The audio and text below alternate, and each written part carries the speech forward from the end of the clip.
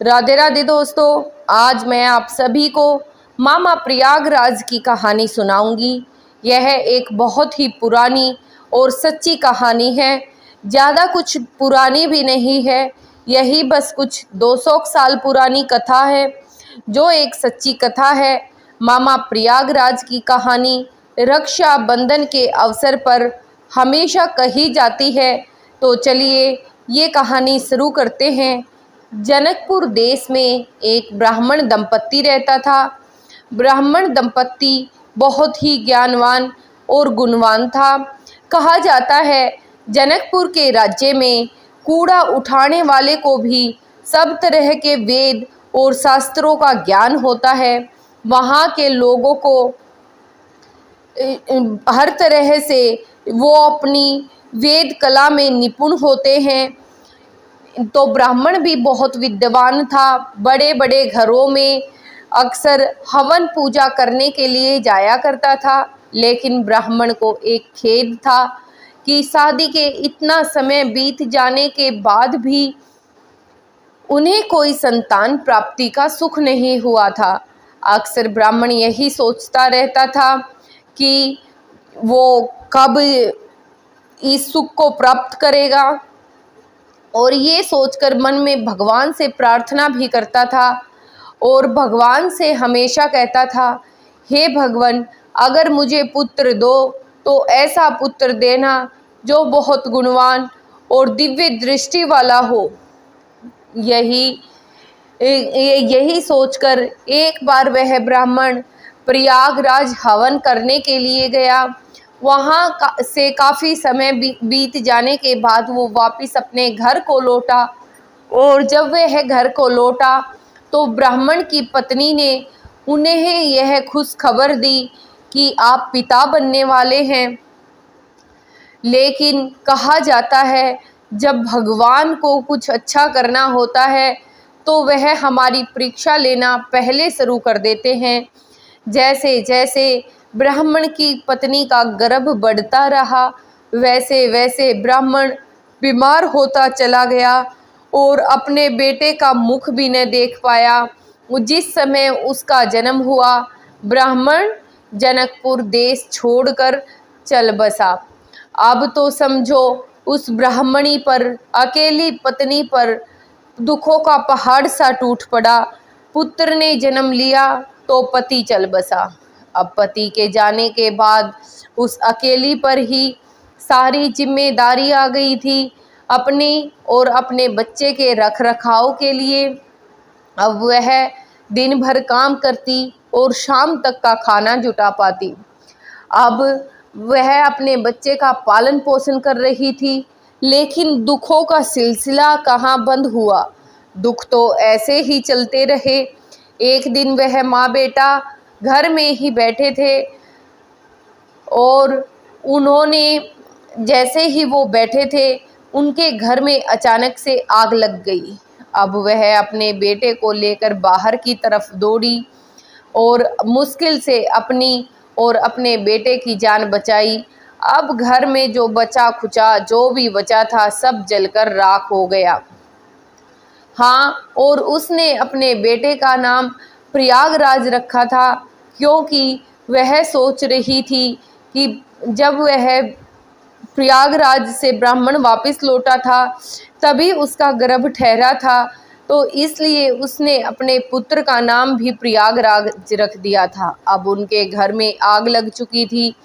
रहने के लिए जो अंदर सामान था वो सब भी जलकर नष्ट हो गया था। तो वह और भी बुरी स्थिति उसकी हो गई थी। और कहते हैं बुरी स्थिति में कोई किसी को नहीं पूछता, और जब ऐसी अनहोनी हो तो ऐसे बच्चे को सब बुरी ही नज़रों से देखते हैं कि यह कैसा बालक हुआ। होते ही पिता मर गया, घर जल गया, सब तरह से दुख ही दुख होते जा रहे हैं। क्या करे ऐसी संतान का जो पैदा होकर भी दुख ही दे। अब उन प्रयागराज का कोई दोस्त भी नहीं था। मुश्किल से एक दो दोस्त थे, क्योंकि घर वाले अपने बच्चों को कहते थे कि प्रयागराज के साथ मत रहना, नहीं तो उसका जो दुर्भाग्य है तुम्हें भी लग जाएगा। अपना तो उसने घर पिता कुछ नहीं छोड़ा। तो उसके बहुत मुश्किल से एक दो गिने चुने ही दोस्त थे जो उससे अपने घर वालों से छुपकर मिल लिया करते और खेल लिया करते। एक दिन वह अपने किसी दोस्त के साथ बैठा खेल रहा था, तभी उस दोस्त की बहन वहाँ पर आई और आकर अपने भाई को कहने लगी कि अरे तू यहीं खेलते रहना, मैं घर पे तेरा राखी के लिए इंतज़ार कर रही हूँ और तू घर भी नहीं लौट कर आया। कैसा भाई है, चल अब चुपचाप और घर चलकर मुझसे राखी बंधवा। ऐसा कहकर वह बहन अपने भाई को लेकर घर चली गई। अब प्रयागराज को मन में उत्सुकता जागी कि राखी ये क्या होती है, रक्षाबंधन क्या होता है, और वह अपने भाई को कहाँ ले गई।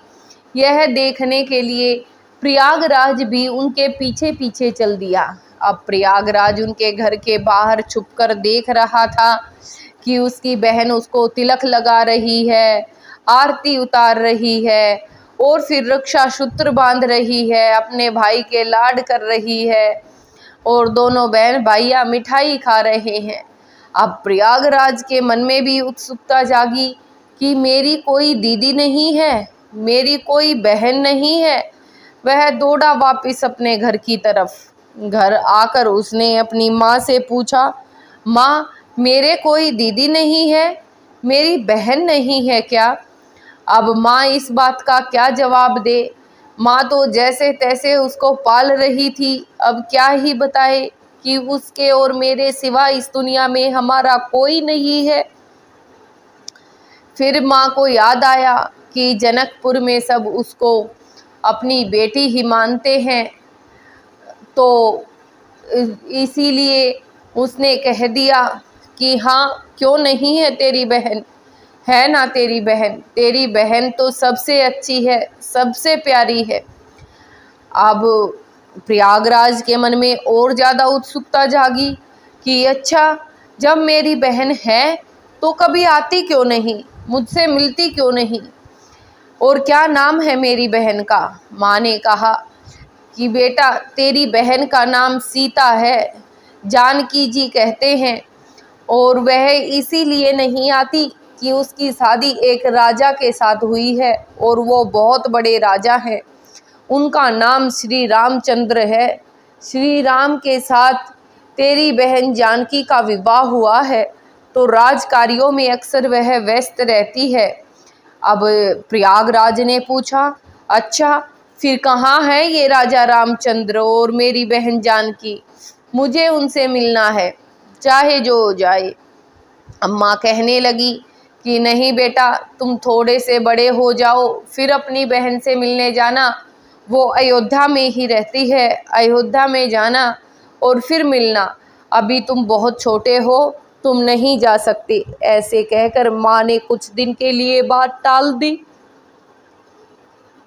अब कुछ समय के बाद उसके मन में तो वही उत्सुकता।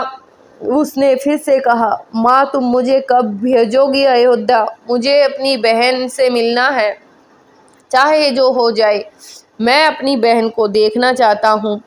माँ लाख जतन करे, लाख कोशिशें करे उसे समझाने की, लेकिन बच्चे ने तो हठ पकड़ रखी थी माँ जानकी से मिलकर आने की।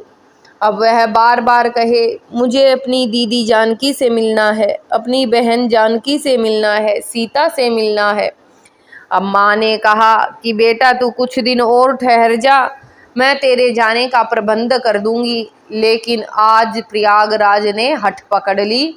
जो बाल हठ होता है, जिसमें बच्चा नहीं मानता, वो हठ पकड़ ली और कहा कि माँ चाहे जो हो जाए, आप तो मुझे ऐसे ही बहलाती फुसलाती रहती हो, आज मैं अयोध्या जाकर ही रहूँगा, या तो तुम मुझे किसी के साथ भेजो, नहीं तो मैं अकेला चला जाऊँगा।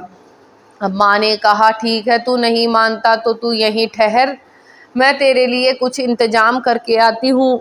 उसने इधर उधर पूछा तो कुछ लोगों की टोली जो जनकपुर से अयोध्या जा रही थी, अक्सर अयोध्या और जनकपुर के लोग आपस में आते जाते रहते हैं और वो पैदल ही आते जाते थे, तो उनके साथ उसने प्रयागराज को भेजने की सोची। फिर वो वापस आई, आकर प्रयागराज को कहा, ठीक है मैं तुम्हें अयोध्या भेज रही हूँ और तुम चले जाना, लेकिन बहन के घर खाली हाथ नहीं जाते, इसलिए कुछ लेते हुए जाना।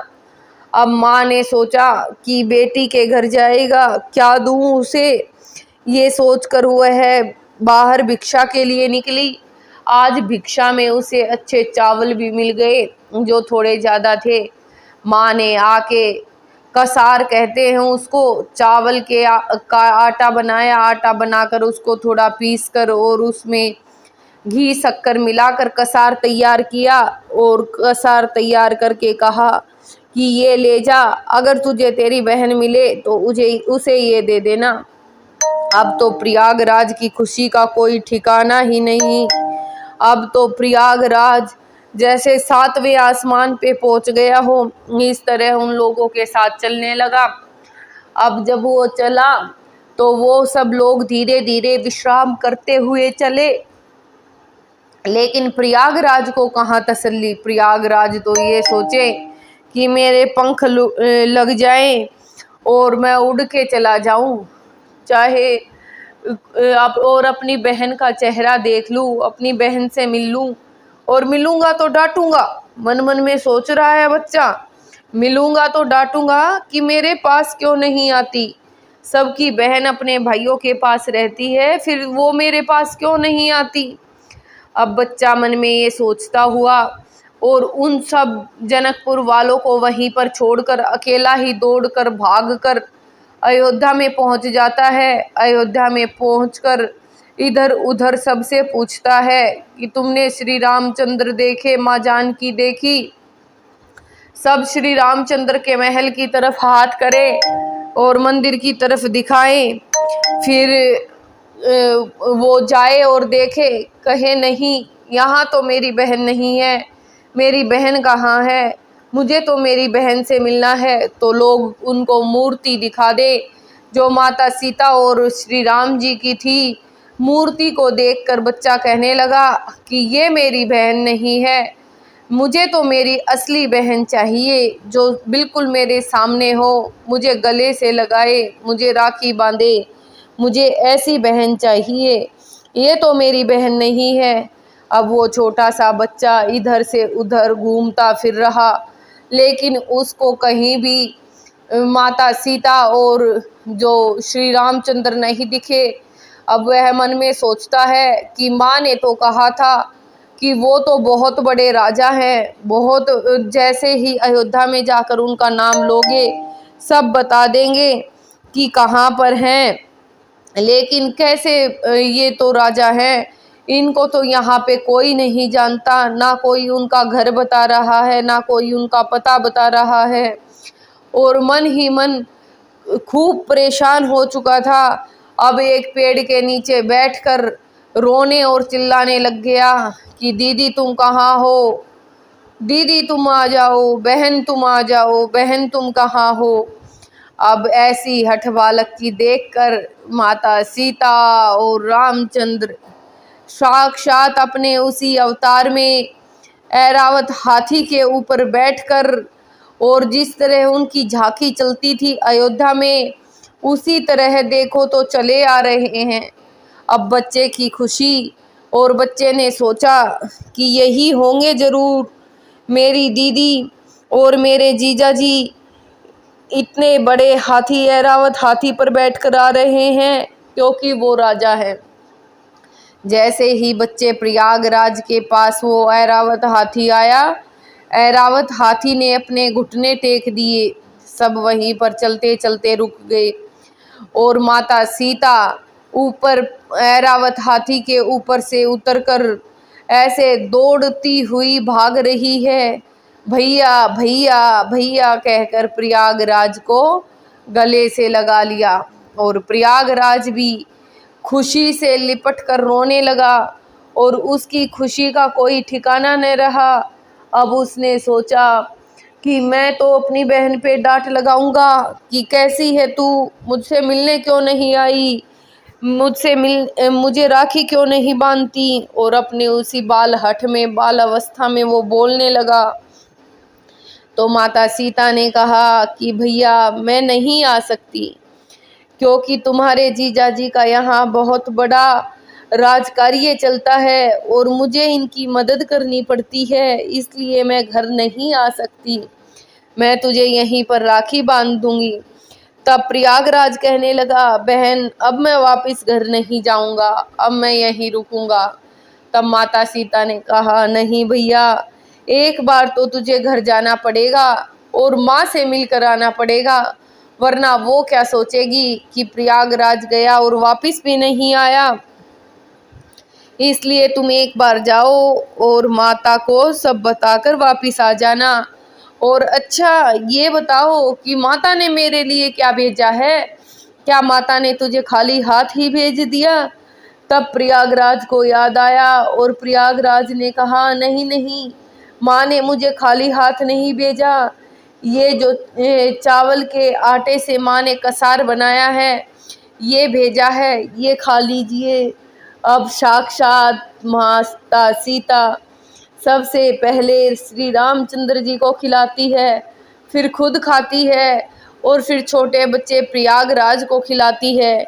अब वह छोटा सा बच्चा क्या समझे कि उसने क्या पा लिया, क्या किसने के उसने दर्शन कर लिए, जिसके दर्शन के लिए लोग तड़पते फिर रहे हैं, उसको वो है अपनी बहन माने बैठा है और बहुत खुश हो गया। अब माता सीता ने उससे कहा, समझाया बुझाया और कहा कि जाओ अब तुम वापस घर चले जाओ और माँ को बताकर वापस आ जाना। तब प्रयागराज ने कहा, ठीक है मैं जाता हूँ। और जाते समय रास्ते में एक जंगल सा पड़ता है, वहाँ बैठकर वह कुछ सोच विचार रहा था और भूख से भी बेहाल था। तो उसने वहीं पर वह लेट गया और फिर से अपनी बहन की याद आने लगी, तो फिर से जोर जोर से रोने लगा। आके छोटा बच्चा जो था वह प्रयागराज, अब वह रोने लगा। तो वहाँ से एक संत जा रहे थे। संत ने जब छोटे बच्चे को रोते हुए देखा तो कहा कि बेटा क्या हो गया? अब छोटे प्रयागराज ने कहा कि मेरी बहन की मुझे बहुत याद आ रही है, लेकिन मेरी बहन ने कहा है माँ को बता कर आ जाना, एक बार तो मुझे जनकपुर में जाना पड़ेगा। तब संत ने कहा, अच्छा कौन है तुम्हारी बहन, यहाँ कहाँ रहती है? अब छोटे प्रयागराज ने वो सारी बात कह डाली कि कैसे कैसे उसकी बहन माता सीता और श्री रामचंद्र जी उनके जीजा हैं और कैसे वो उनसे मिले। संत को समझते देर न लगी कि इस छोटे बच्चे ने तो वह दर्शन पा लिए हैं जिस दर्शनों के लिए सब भटकते फिरते हैं। ये सोचकर उसने प्रयागराज को अपने सीने से लगा लिया, समझाया बुझाया और उसकी भावनाओं का मान रखते हुए कहा कि तुम्हारी बहन जल्दी ही आएगी और हम तो सीता को माता मानते हैं, इसलिए इस नाते से तुम हमारे मामा हो गए। अब छोटे से बच्चे को एक इतना बड़ा संत मामा कह रहा है और कह रहा है कि तुम तो अब मेरे मामा हो गए, बताओ मैं तुम्हारी क्या मदद करूं, कुछ खिलाऊं पिलाऊं। इतने में ही दोनों देखते हैं कि 9 बहुत ही सुंदर सुंदर कन्याएं सुकन्या वहां पर थाल का भोजन लेकर आती हैं। ऐसा थाल जो स्वर्ण और सोने से बना हुआ, अद्भुत सोना, ऐसा वैसा सोना नहीं, अद्भुत जो सोना होता है वो वाला सोना। और पता था कि संत और जो प्रयागराज है वो इसको स्वीकार नहीं करेंगे स्वर्ण के थाल को, इसलिए वह पत्तल से ढका हुआ था। अच्छी तरह से खाने के नीचे भी पत्तल लगी हुई थी और ऊपर से भी पत्तल ढकी हुई थी जिससे कि थाल दिखाई ना दे। वो कन्याएं उन दोनों के पास आई, आकर कहा कि आज हमारे घर में कुछ विशेष अवसर पर पकवान बनाए थे, उसी का भोजन कराने आई हूँ, भोजन कर लीजिए। अब उनको लगा कि ऐसा ही होगा, लेकिन वो तो माता सीता की दासियां थी। स्वयं माता सीता ने उन दोनों के लिए भोजन भिजवाया था। अब ब्राह्मण को वो थाल देकर चली गई। दोनों ने जैसे ही भोजन खाया, अद्भुत आनंद की प्राप्ति हो गई। ऐसा आनंद कि भूल गए सब कुछ। ऐसा भोजन आज तक ना खाया जो स्वयं माता सीता की रसोई से बनकर चलकर आया था। उस दिव्य भोजन को खाकर उनके शरीर से एक विशेष प्रकाश उत्पन्न होने लग गया, और प्रकाश की ज्वाला को देखकर कोई भी समझ सकता था कि यह कोई दिव्य ही जो ज्वाला है, जिसको देखकर हर कोई उनको नमस्कार और प्रणाम करता है। अब भोजन समाप्त होने के बाद उन दोनों को दिखाई देता है कि यह थाल तो स्वर्ण का है। अब संत कहता है उस छोटे बालक प्रयागराज को कि ऐसा करो, मैं तो ये थाल नहीं रखूंगा, ये स्वर्ण का थाल मेरे किस काम का। तुम ये थाल उठा लेकर अपने घर चले जाओ और अपनी माँ को दे देना, कुछ समय उनका आराम से बीत जाएगा। अब छोटा बच्चा कहता है, नहीं, मेरी माँ गरीब जरूर है, लेकिन बेटी के यहाँ से कुछ लेते नहीं, बेटी को हमेशा देते हैं। इसलिए मैं ये थाल लेकर अगर घर गया तो मेरी माँ मुझे डांटेगी, मारेगी, इसलिए मैं ये नहीं लेकर जाऊंगा। दोनों में काफी देर तक बहुत बहस होती है, लेकिन वह दोनों इस बात को मानने के लिए तैयार ही नहीं थे कि उन थाल को लेके जाएं। आखिर में उन दोनों ने उन सोने के स्वर्ण के बने हुए थालों को वहीं कूड़े में डाल दिया और अपने अपने पथ पर आगे की तरफ बढ़ गए। अब जब वह प्रयागराज अपने देश जनकपुर में पहुंचा, तो जनकपुर में जैसे ही माँ ने देखा कि प्रयागराज के शरीर से एक दिव्य तेज प्रकट हो रहा है, जो ऐसा वैसा तेज नहीं, बहुत ही बड़ा तेज था, जिसको देखकर माँ को समझते देर न लगी कि माता जानकी ने उनकी लाज रख ली। अब प्रयागराज दौड़ता दौड़ता माँ से गले लगता है और माँ को सारी बात कह सुनाता है। माँ को समझते देर न लगी। वहीं पर रो रो कर बुरा हाल हो, औंधे मुंह लेट कर कहने लगी, जय हो माता सीता की, जय माँ जानकी। हे मैया जानकी, तुमने मेरी लाज रख ली। और वहीं मैया जानकी को याद करती करती नीचे ही पड़ी बिलख कर रोने लगी, और उनको एहसास हो गया कि अब मेरे बच्चे का कोई कुछ नहीं बिगाड़ सकता। उसके साथ तो स्वयं माता सीता और श्री भगवान श्री रामचंद्र हैं।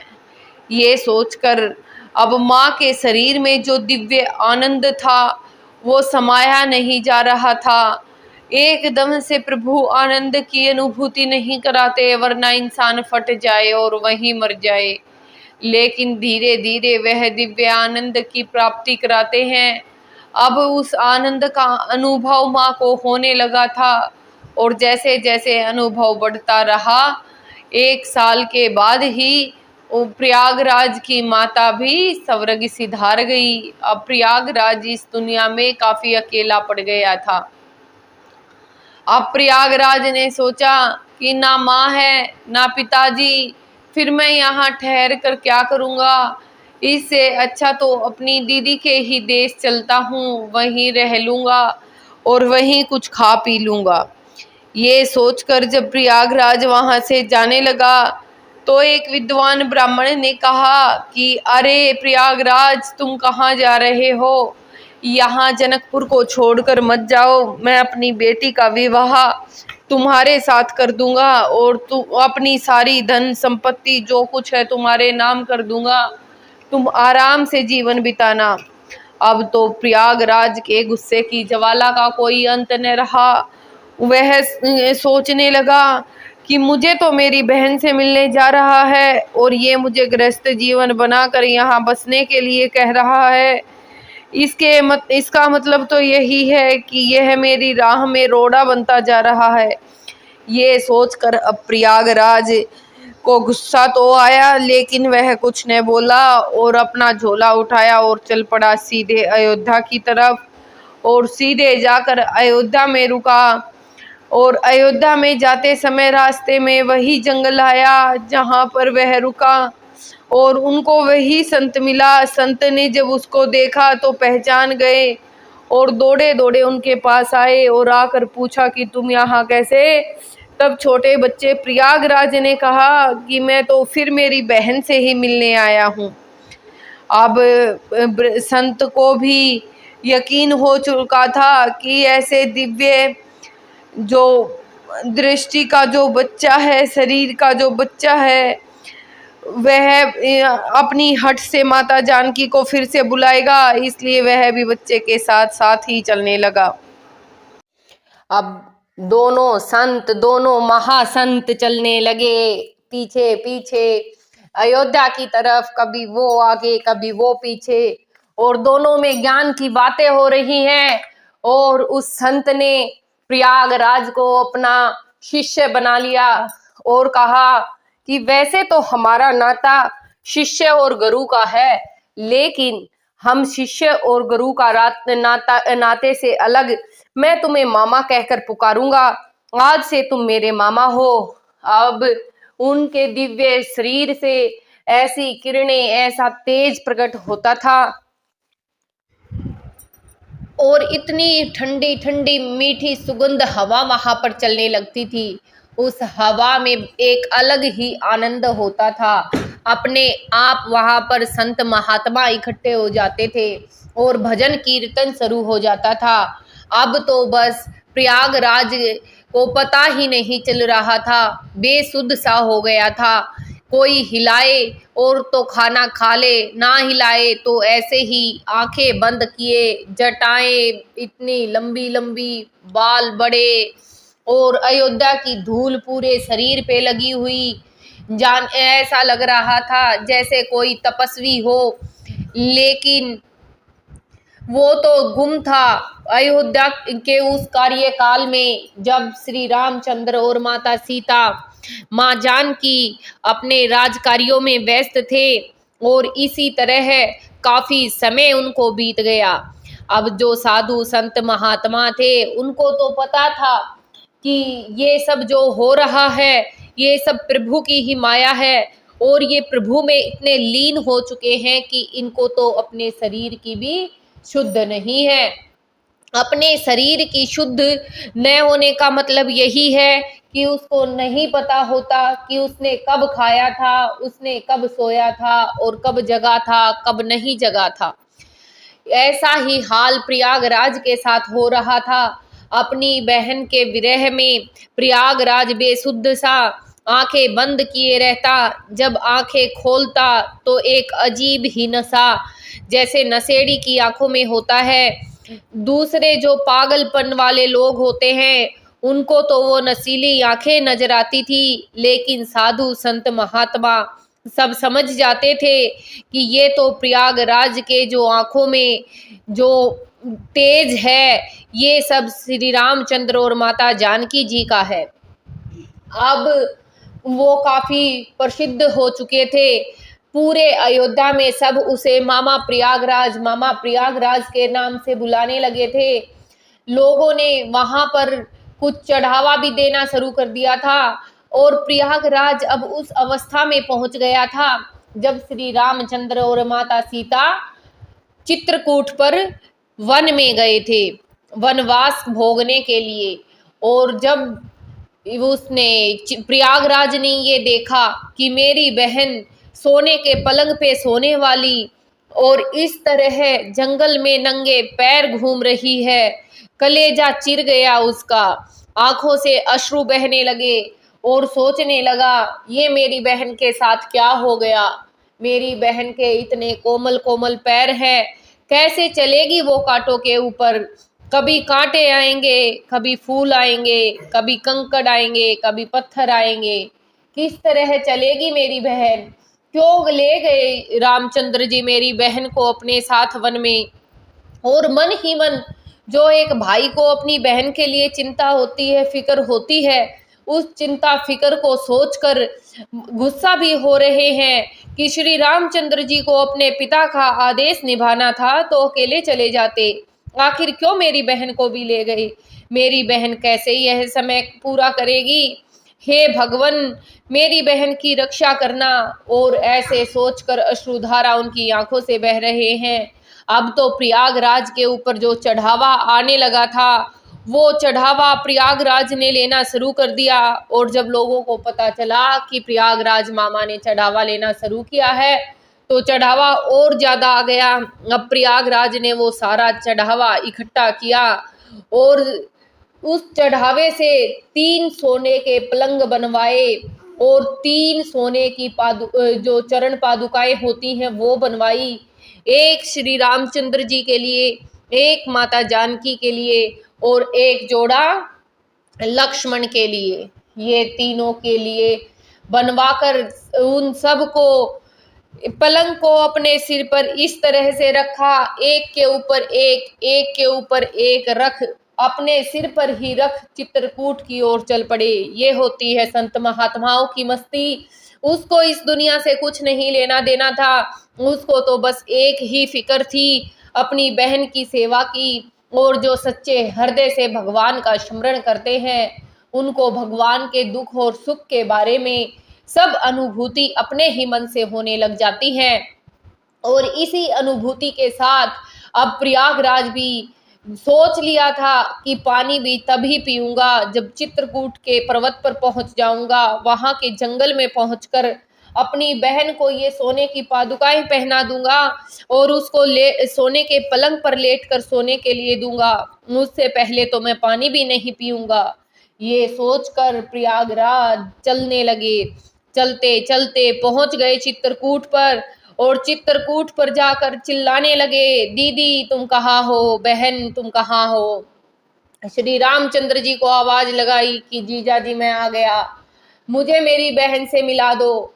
तो भगवान ऐसे ही होते हैं, अपने भक्त की ऐसी दशा देखकर वहीं पर प्रकट हो गए और प्रकट होकर सीता माता ने प्रयागराज को भाई भाई कहकर गले से लगा लिया और प्रयागराज की आंखों से भी आंसू थमने का नाम नहीं ले रहे। पागलों की तरह प्रयागराज रोए जा रहा है, रोए जा रहा है। और फिर प्रयागराज वापिस श्री रामचंद्र जी को गुस्से की नजर से देखता है और कहता है कि अगर आपको आना था तो आप आ जाते, अपने पिता का आदेश पूरा करने के लिए मेरे बहन को जंगल में क्यों लेकर आए? मेरी बहन सोने के पलंगों पर सोने वाली है, कैसे चलेगी इन कांटों के ऊपर वो?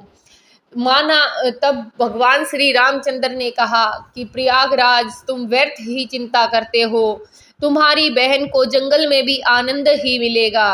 तब प्रयागराज ने कहा, मानता हूँ आपकी बात, जब वो हिरण और सुंदर सुंदर पक्षी, फूल पत्ते और वृक्ष देखेगी तो खुश हो जाएगी, लेकिन उस समय का क्या जब शेर चीतों की दहाड़ होगी और मेरी बहन डर कर कांप जाएगी। इस पर भगवान श्री रामचंद्र जी ने उनको समझाते हुए लाख कोशिशें करते हुए समझाने की कोशिश की, लेकिन प्रयागराज ने माना। तब माता सीता ने स्वयं कहा, देखो भाई, ये मुझे वन में नहीं लेकर आए, मैं इनके साथ वन में आई हूँ। ये मेरे प्रभु हैं, जहाँ मेरे प्रभु जाएंगे वहीं मैं जाऊंगी। यही मेरे जीवन का सार है, मैं अपने प्रभु के चरणों में रहना चाहती हूँ। इस पर प्रयागराज कुछ ने बोला और फिर एक टक लगाए अपनी बहन को देखता रहा और फिर कहा, ठीक है बहन, अगर तुम्हें यहाँ जंगल में रहना है तो मेरी एक बात माननी पड़ेगी। ये सोने की चरण पादुकाएं तुम तीनों पहन लो, नंगे पैर मत चलो, और ये सोने का पलंग देता हूँ, इस पर लेट कर शयन करना, नीचे नहीं लेटना, ना पता कब क्या सांप गबेरिया निकल के आएगा और मेरी बहन को खा जाएगा। तब माता सीता ने कहा और श्री रामचंद्र जी ने कहा कि नहीं, हम ये सब स्वीकार नहीं कर सकते, क्योंकि हम तो अपने पिता से यही आदेश पाकर आए हैं कि हमें नंगे पैर चलना है और धरती पर ही सोना है।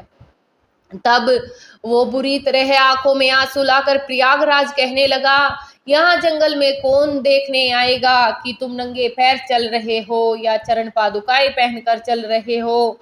मैं किसी को नहीं बताऊंगा। तुम ये चरण पादुकाएं पहन लो, वरना मेरा कलेजा चिर जाएगा।